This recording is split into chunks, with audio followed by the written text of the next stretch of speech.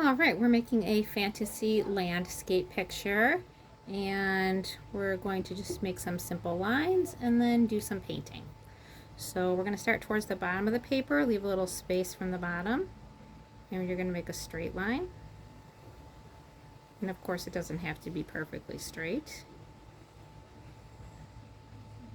And you're going to go a little farther up your paper, and you're going to make a wavy line. Not super wavy.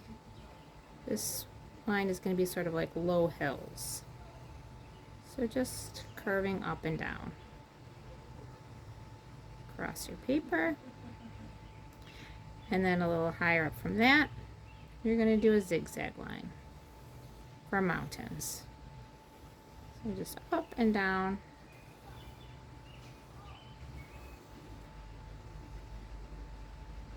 And then way at the top, we're going to have a circle for the sun or the moon in the sky. All right, and then we're ready for our painting. So I am using watercolor colors from the Dollar Tree. And I've got my water and brush.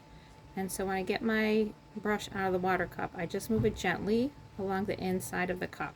I always say no tapping, okay? I don't like to hear that tapping noise, and then that splashes water and paint where we don't want it to go.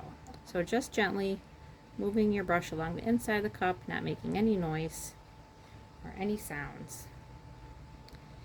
And I just started at the bottom of my paper with the blue for the water. So I'm just working gently with my brush. I'm not pressing hard, and I get plenty of paint on my brush. I can see my brush changing color a little bit, and so I know I have plenty of paint to work with. I'm just going to make lines going across my paper. Horizontal lines of light blue. If I need just a little bit more, I'll get a little bit more water on my brush, and then a little bit more paint on my brush. Okay, so I tried to use more than one color in each area of my painting, just to give it a little more interest. So before I switch colors, I'm going to clean out my brush really well. Gently move my brush along the inside of my cup again.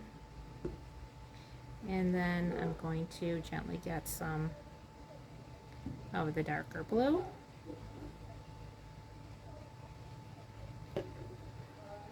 And then making some darker blue lines of paint for my water.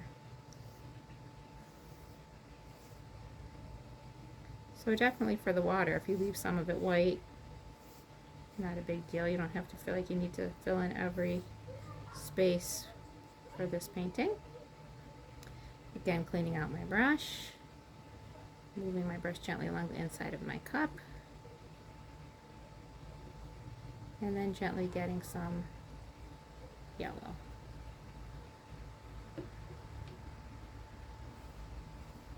So I'm just following my wavy line.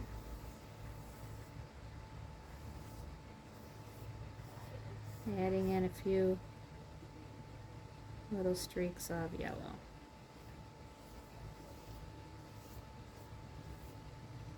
Okay, cleaning out my brush. I'm going to get some light green.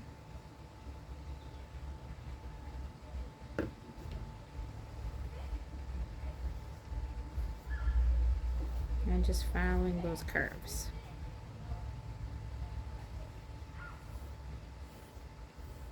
Okay, see how my bristles stay nicely together on my paintbrush? They don't get spread out.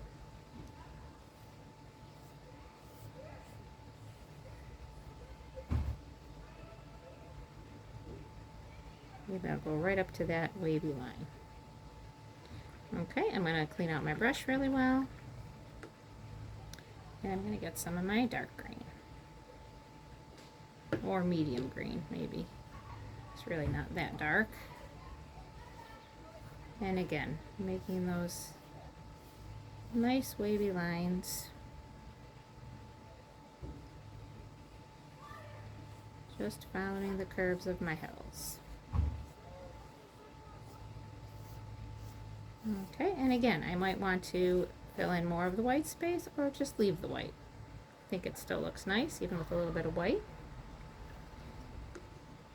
Okay, then my mountains, I used some pink and some purple.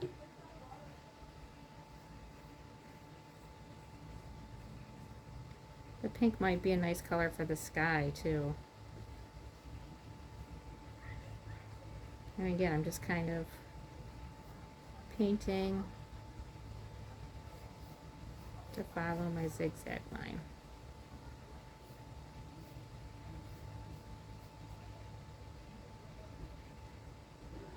I'm going to add some purple.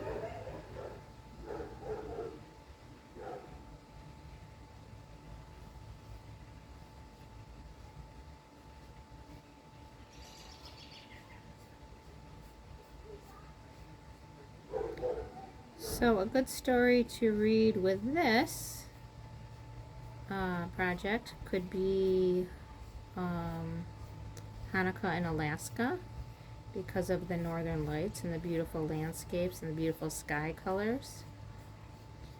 And an artist for inspiration I like to use for landscape is Paul Cézanne. His Mount Saint Victoire picture, I think, has a lot of nice warm and cool colors in it. A good example of impressionist or post-impressionist painting.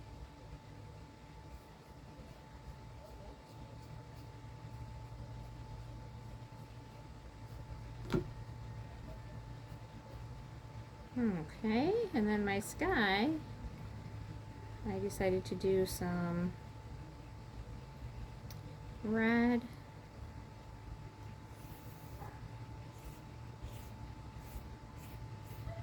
and I just did these straight lines like I did for my water. And some orange.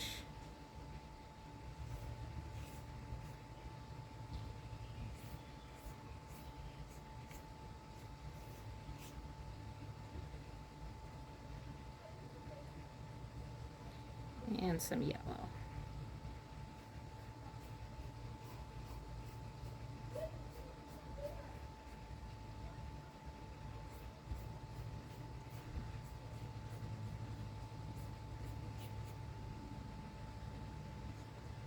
A little bit more yellow for my sun or my moon.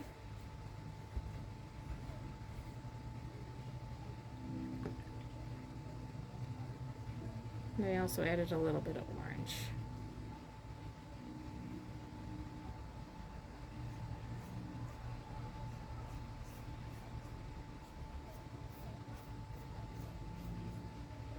Alright, so good luck with yours. I hope it turns out just beautifully for you and that you have a great day.